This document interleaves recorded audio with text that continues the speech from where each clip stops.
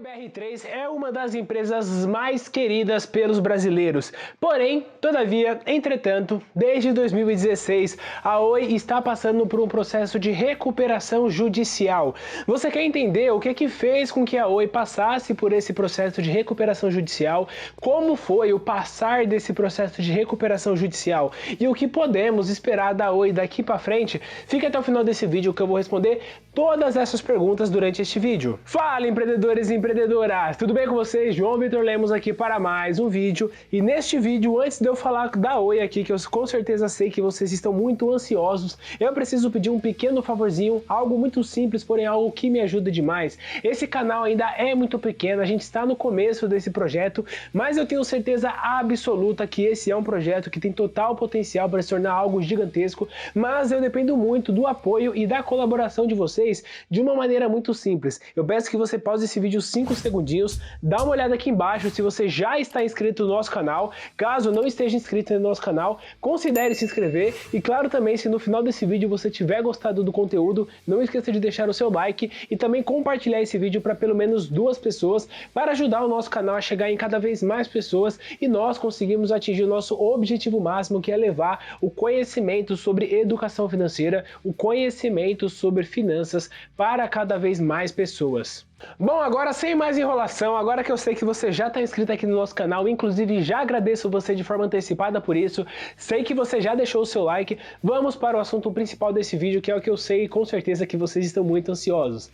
Bom, lá no passado a Oi já foi uma das maiores empresas da nossa Bolsa de Valores, em questão de valor de mercado, inclusive uma das maiores empresas de telecom que nós tínhamos na nossa Bolsa de Valores e uma das maiores empresas de telecom da América Latina como um todo. Ela já foi uma das 5 maiores empresas da América Latina de telecom. Porém, com o passar do tempo, ela foi se perdendo. Lá em 2012, só para vocês terem uma ideia do tamanho que ela conseguiu alcançar, as suas ações chegaram a valer quase R$100. E eu vou colocar na tela aí para vocês o histórico completo das ações da TIM e da Vivo, que são outras 2 empresas de telecom que estão listadas na nossa Bolsa de Valores. E vocês podem observar que o valor de mercado e o valor da cotação dessas ações chega muito longe do máximo que a Oi já chegou a atingir lá em 2012. Lá em 2009 a Oi ela já tinha um certo nível de dívida, porém era uma dívida saudável. Ela tinha uma dívida aí de 4 bilhões 442 milhões de reais, o que era saudável considerando que ela tinha um lucro bruto no período ali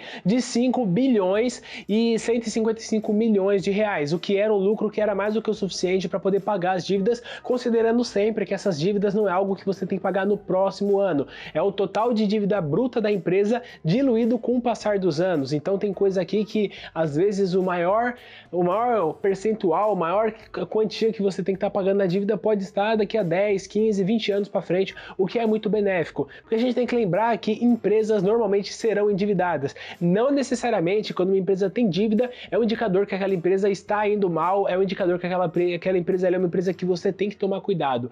Quando a gente fala sobre um nível de dívida que é saudável, seria basicamente a empresa ter um percentual de dívida que não vai comprometer a sua operação e com o resultado que ela vai conseguir entregar nos próximos anos é o suficiente para poder pagar essas dívidas que vão estar sendo diluídas aí com o passar do tempo. E claro também, essa dívida tem que ser justificável. Então imagina o seguinte, uma empresa está querendo abrir uma nova filial num outro estado, por exemplo, só que ela não tem dinheiro em caixa disponível para ir lá e conseguir abrir essa nova filial. Só que ela fez uma projeção e analisou que se ela abrir essa nova filial, ela vai conseguir ter uma média de lucro aí, um aumento do lucro dela de 20%. Vamos supor que o lucro da empresa no ano seja, o lucro líquido dela seja de R$1 milhão. Então significa que a empresa ia ter aí 1.200.000 com essa nova filial que ela vai estar abrindo. Aí vamos imaginar que, pô, para ela conseguir pegar o empréstimo e ir lá e abrir essa filial que ela tanto quer abrir, ela vai precisar aí ela vai pegar um empréstimo que vai sair para ela no total aí R$400 mil. Se você fez uma projeção e você vê que em um ano você vai conseguir aumentar em R$200 mil o valor que você tem, em 2 anos você consegue pagar a sua dívida e você passa daquele momento em diante a ter uma nova filial que vai estar sempre te gerando lucros e fazendo com que a sua empresa ganhe cada vez mais valor, valorizando o seu equity, que é basicamente o valor de mercado da empresa. Então isso daí é um caso típico de uma dívida saudável. Porém a Oi, infelizmente, nesse começo começo, lá em 2009, ela estava no nível de dívida que era saudável, mas vamos ver o que aconteceu aí com os próximos anos. Em 2010, a Oi estava aí com um nível de dívida bruta de 4 bilhões e 300 milhões, o que ainda era saudável, considerando até que o seu lucro bruto tinha aumentado um pouquinho, tinha subido aí para casa de 5 bilhões e 500 milhões, porém a coisa começou a desandar daí em diante. Em 2011 a coisa já começou a ficar um pouco estranha, porque nós tivemos um aumento da dívida bruta da Oi de 86,58%, subindo aí para mais de 8 bilhões de reais, 8 bilhões e 105 milhões para ser mais exato com vocês,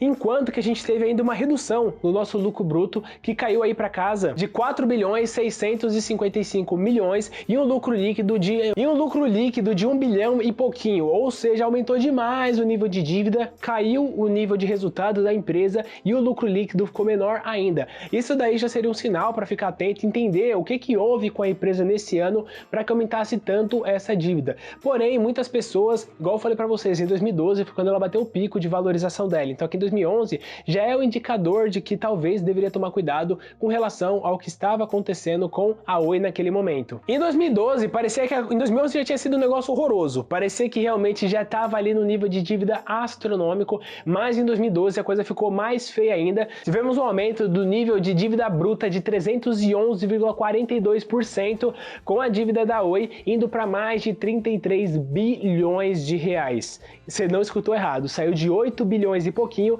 para mais de 33 bilhões de reais, sendo que ela conseguiu ter um lucro líquido de apenas 1,7 bilhões de reais nesse ano. Então a gente ia precisar de pelo menos quase 20 anos de resultados nesse mesmo patamar para conseguir estar pagando essa dívida. Aí já fica um negócio um pouco preocupante, porque o resultado caiu demais e a dívida aumentou demais. Aí parecia que realmente não tinha como mais aumentar essa dívida, porque a gente está falando de 33 bilhões de reais. Tem muitas empresas que são uma das maiores empresas do setor que ela atua, que estão listadas na nossa bolsa de valores, que não tem um valor de mercado de 33 bilhões de reais. E neste ponto, em 2012, a Oi estava com valor de mercado com nível de dívida de 33 bilhões de reais. Só que em 2014, desculpa, mas a coisa ficou um pouco pior e essa dívida subiu para 35 bilhões de reais. Para vocês terem uma ideia, eu separei algumas empresas que o valor de mercado delas atualmente não chega nesse valor de 35 bilhões de reais. São essas empresas: a TIM, a Braskem, a Lojas Renner, Natura e Magazine Luiza. Pra vocês terem uma ideia, o nível de dívida que a Oi estava nesse momento em 2014 seria o suficiente, se ela tivesse dinheiro realmente para poder quitar essa dívida, seria o suficiente para comprar integralmente todas essas empresas que eu citei para vocês. Então realmente era uma dívida astronômica, era um negócio muito grande que cresceu demais esse nível de dívida da Oi. Aí você acha que não tem como o negócio ficar pior. Você olha assim, o negócio já estava feio. Não tem como aquilo ali ficar ainda mais feio do que já tá. Mas desculpa, sempre tem como piorar. Em 2015, esse nível de dívida da Oi, que estava em 35 bilhões de reais, dívida bruta aqui, tá? Lembrando sempre que eu tô falando de dívida bruta, subiu para casa de mais de 59 bilhões de reais em 2015, sendo que a Oi entregou um lucro líquido negativo de 1,5 bilhões de reais. Aí nesse ponto realmente é uma situação muito delicada e não teve como. Em 2016 a Oi entrou com seu processo de recuperação judicial, entrou com seu processo ali, foi lá e apresentou para o governo falando que realmente ela não tinha condições para poder estar arcando com algumas coisas, né? Para quem não sabe, um processo de recuperação judicial é quando a empresa está no nível de dívida tão grande que ela basicamente vai abrir uma solicitação com o governo e também com aquelas pessoas para quem ela deve e vai ter que montar um planejamento de como que a empresa planeja se reestruturar para conseguir estar pagando todas essas dívidas que ela tem e conseguir manter aqueles funcionários que ela tem. Então por isso que o governo faz parte também desse processo de recuperação judicial. Se aquelas pessoas para quem a empresa deve concordam com aquele plano, faz sentido para elas e o governo também aprova, aí começa um processo de recuperação judicial e a empresa fica isenta de pagar um monte de imposto durante vários anos até que ela consiga se reestruturar para evitar com que tenha um aumento ali considerável de desemprego, porque muitas pessoas dessas grandes empresas estariam sendo demitidas. A Oi é uma empresa que emprega muita gente, então a gente tem que lembrar sempre dessa questão que tem um impacto muito grande socioeconômico se a Oi vier a falir. Então para evitar o pior cenário possível, que seria uma falência da Oi, iniciou-se lá em 2016 esse processo de recuperação judicial. Bom, o processo de recuperação judicial da Oi estava previsto para acabar no dia 30/3 de 2022. Porém, acabou que a Oi conseguiu uma prorrogação de 60 dias desse processo, então ele iria se encerrar no dia 31 de maio de 2022. Mas aconteceu que a Oi ainda não encerrou esse processo de recuperação judicial e ela ganhou ainda mais um prazo e agora ela tem até o dia 26/6 de 2022 para poder estar apresentando a documentação em relação a esse processo de recuperação judicial para mostrar que ela hoje tem uma situação saudável e que ela pode sair desse processo de recuperação judicial sem necessariamente estar declarando falência. Então, explicado para vocês um pouquinho da trajetória da Oi até chegar ao seu processo de recuperação judicial, vamos falar do atualmente, vamos falar do hoje.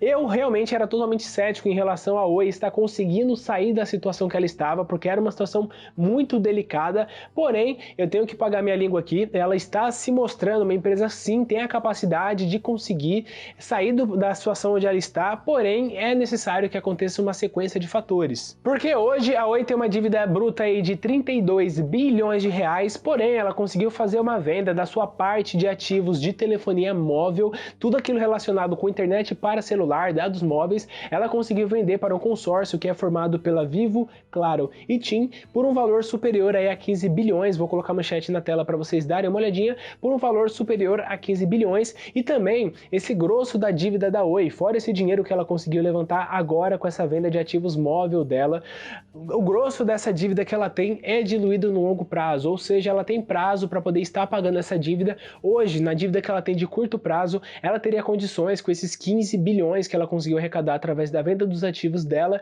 de conseguir ir quitando a dívida de curto e médio prazo e conseguir se reestruturar para que ela consiga quitar essa dívida total de 32 bilhões de reais. E com isso a gente chega na conclusão que hoje a Oi vive uma nova fase, hoje a Oi está vivendo um novo momento. Hoje a Oi deixou de ser uma empresa de telecom que estava focada em internet de fibra ótica, focada em internet móvel, focada em 4G, 5G, passa a ser uma nova empresa. Como ela vendeu essa parte de telefonia móvel dela para Vivo, Claro e TIM, hoje o foco da Oi está totalmente direcionado para o mercado de fibra ótica. Hoje ela tem um pouco mais de 12% de participação desse mercado, porém, boa parte dessa participação que ela tem ainda não é nas grandes cidades, ela ainda está muito presente no norte, no nordeste, mas não tão presente ainda no centro-oeste, porque aqui a concorrência é muito mais acirrada. Porém, eu acredito que se ela conseguir elaborar bons projetos, levando internet de fibra ótica principalmente em cidades que ainda não tem esse tipo de tecnologia, e ela ser a pioneira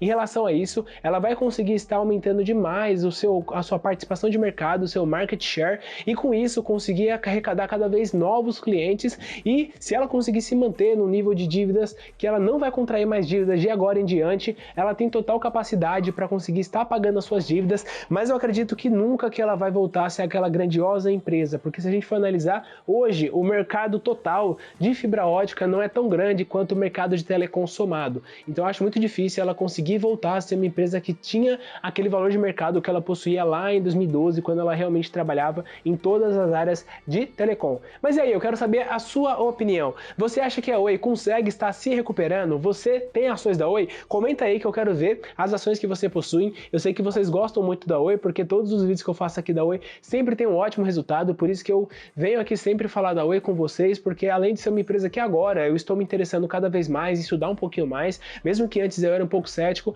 é sempre legal trazer conteúdo da Oi aqui para vocês, porque eu vejo que realmente é do interesse de vocês. Então se você gostou desse vídeo, não esqueça de clicar aqui embaixo no gostei. Se você não é inscrito ainda no canal, se inscreva e claro também, se você gostou desse vídeo, não se esqueça de mandar esse vídeo para pelo menos 2 pessoas, para que esse conteúdo possa chegar no maior número possível de pessoas. Agradeço demais a vocês todos que assistiram esse vídeo até o final e tchau, tchau, nos vemos no nosso próximo vídeo.